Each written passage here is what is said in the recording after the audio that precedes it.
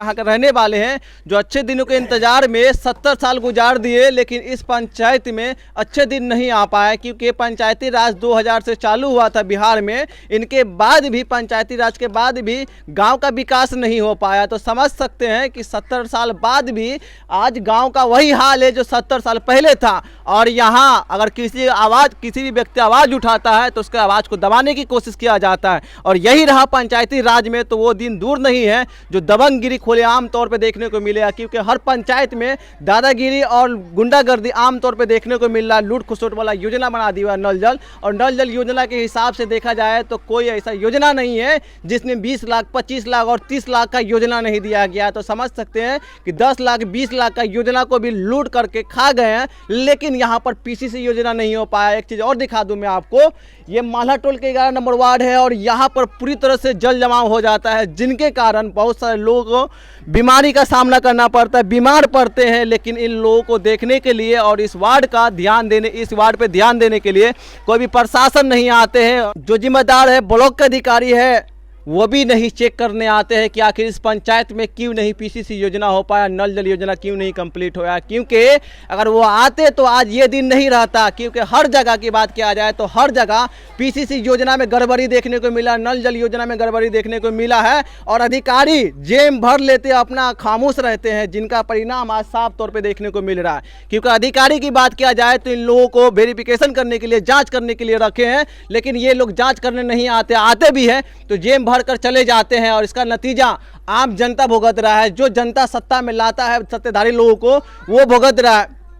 सत्ताधारी लोग यहाँ पर देखने नहीं आते और हर 5 साल में बड़े बड़े वादा और जुमला इस्तेमाल करते हैं, लेकिन एक भी जुमला इस्तेमाल सही से जमीनी हकीकत में नहीं आ पाते। कुछ बुजुर्ग उनसे बात करते। क्या नाम हुआ आपका?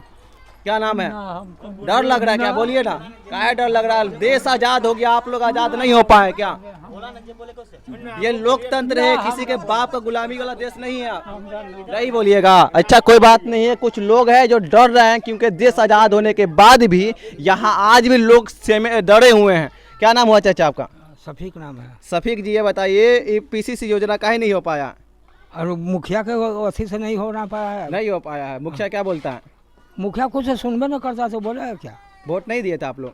वोट ना दिए थे तो वैसा ही जीत गया था। कहता कि वोट नहीं दिया है। कुछ लोग बोल रहे थे कि हम लोग कहता कि वोट नहीं दिए हैं। वोट ना दिए तो जीते कैसे हो? अच्छा, तो पैसा लेके दिए थे?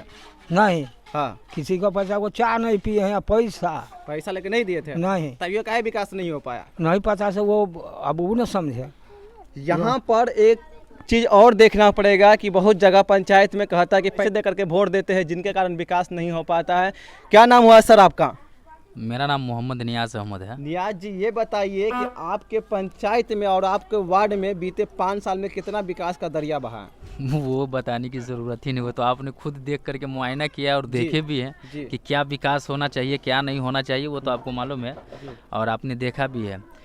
अब क्या कहिएगा, भेड़िया धजान जिसको बोलते हैं ना, वही ये पंचायत है नरगा दक्षिणी का। नहीं तो यहाँ मुखिया किसी का सुनने वाला है न वार्ड सुनता है। वार्ड के पास जाइए तो वो बोलता है कि मुझे नहीं मालूम, मुखिया के पास जाइए। असल में क्या है कि देखिए, कभी कभी इंसान से गलती हो जाती है, जिसका खामियाजा उसको अच्छी तरह से भुगतना पड़ता है। आज से 5 साल पहले ग्रामीण पब्लिक जान रही थी कि जिसको हम अपना प्रतिनिधि वार्ड के रूप में चुन रहे हैं वो झोला छाप है, जाहिल है, अनपढ़ है, गवार है, तो उसको तो सबसे पहले चुनना ही नहीं चाहिए था।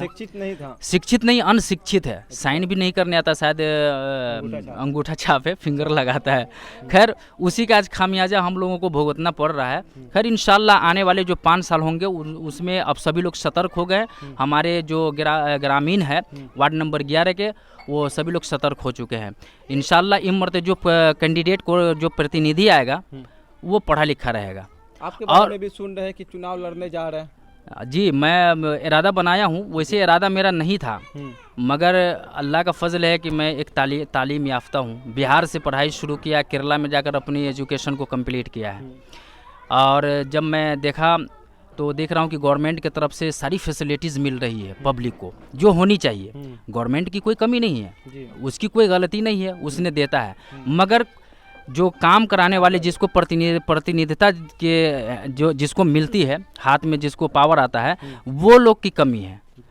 वो लोग कम ही है। क्या है कि लोग कुछ गलती के बिना पे कुछ दबंग टाइप के नेता को चुन लेते हैं, मुखिया हो या कुछ जाहिल का कहते वार्ड को चुन लेते हैं, जिसके बिना उसको मालूम ही नहीं होता है कि विकास होता है क्या है और कौन योजना आने वाला है कौन नहीं आने वाला। जबकि रोस्टेड होता है ब्लॉक में, सारी चीज़ को क्या कहते हैं लिख करके चिपका दिया जाता है कि क्या क्या योजना आया है सरकार से और किसको किसको कितना पावर मिला, कौन कौन क्या करा सकता है, क्या काम करा सकता है। वो पढ़ा लिखा है ही नहीं है तो वो समझेगा क्या? पढ़ेगा तब ना, न्यूज़पेपर पढ़ेगा या न्यूज़ सुनेगा तभी तो उसको पता होगा कि सरकार ने क्या योजना दिया है। पढ़ा लिखा रहेगा तभी ना। लेकिन अब इंशाल्लाह 5 साल ऐसा कुछ नहीं होगा। लोगों हमारे ग्रामीण लोगों के की मोहब्बत हमारे साथ है, दुआ हमारे साथ है। इंशाल्लाह अगर ये लोग हम पे उम्मीद करके हमें अपना प्रतिनिधि चुन लेगा तो हम भी आपके चैनल्स के पब्लिक परिहार के माध्यम से इन लोगों से वादा करता हूँ कि इंशाल्लाह अगले 5 साल आप लोगों को किसी तरह की कोई प्रकार की कोई दिक्कत का सामना नहीं करना पड़ेगा। आने वाले